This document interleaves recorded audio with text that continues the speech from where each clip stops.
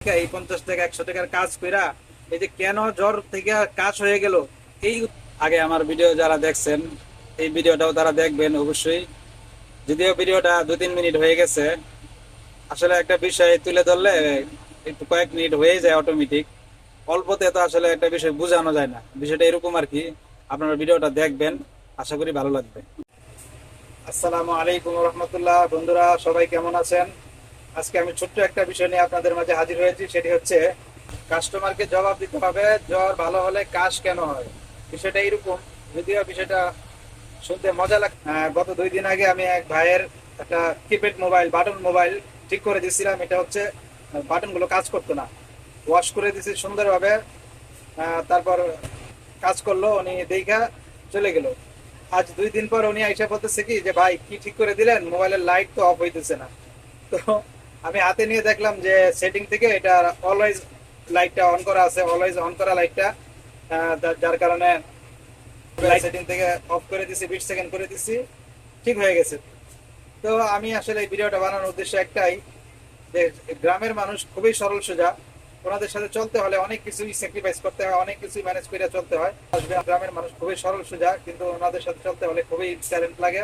ওনারা আপনারা সহজে আপনাকে মানে সহজে ছাড় দিবে না, একদিকে উপকৃত হয়ে আরেক দিকে দোষ আইনা আপনার ঘাড়ে চাপাইয়া দিবে। এটাই হচ্ছে গ্রামের মানুষের একটা মানে বৈশিষ্ট্য। ওনারা মানে স্বীকার করবে না, নষ্ট করবে, কিন্তু ওনারা স্বীকার করবে না। ওনারা ভুল আপনার ঘাড়ে এসে চাপাইয়া দিবে।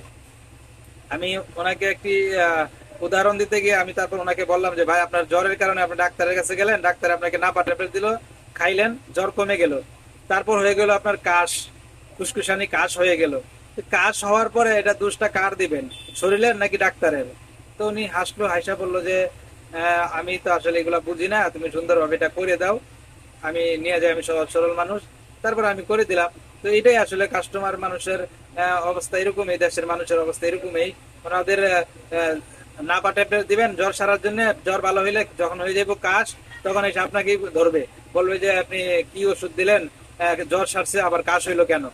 তো এই কেনর উত্তর আপনি কিভাবে দিবেন বলেন ভাই? দেশে থেকে এই 50 টাকা 100 টাকার কাজ কইরা এই যে কেন জ্বর থেকে কাশ হয়ে গেল, এই উত্তরটা আপনি কিভাবে দিবেন ভাই বলেন? আপনাদের কাছে আমি প্রশ্ন রাখলাম, এটা কি আসলে ঠিক বলেন? টাকাও কম নিমু, জ্বর সারার পরে কাশ হয়ে গেল, ফুসফুসানি, এটারও জবাব দিমু। এটা কি হয় নাকি ভাই বলেন? আপনারাই বলেন, এটা কি ঠিক? এত সহজ সরল হলে তো চলবে না। সহজ সরলের একটা লিমিট আছে, আর লিমিট ক্রস করে ফেলাইলে কিন্তু ব্যবসা করতে পারবো না, আবার আমার ঢাকা চলে যেতে হবে। তো অতএব এত সহজ সরল ভালো না। আপনারা সাবধানে থাকবেন। যারা শহর থেকে দেশে আসার চিন্তা ভাবনা করতেছেন, শহর থেকে দেশে আসবেন, ব্যবসা করবেন, এত সহজ না ভাই। দেশের ব্যবসা এত সহজ না। দেশের মানুষ সহজ সরল, কিন্তু দোষ নিজের গাড়ি নিতে চায় না, দোষ আপনার উপরে চাপাই দিতেছে। নিজের গাড়ি যদি চাইবে মাইনে নিতে পারেন, তাহলে আপনি দেশে এসে ব্যবসা করতে পারবেন, না হয় আপনি দেশে ব্যবসা করতে পারবেন না। সহজ কথা। ভিডিওটি ভালো লাগলে একটি লাইক করবেন। আপনাদের এলাকার কি খবর, কারা কারা বাড়িতে ব্যবসা করতেছেন আমাকে জানাবেন। ধন্যবাদ। আসসালামু আলাইকুম রহমতুল্লাহ।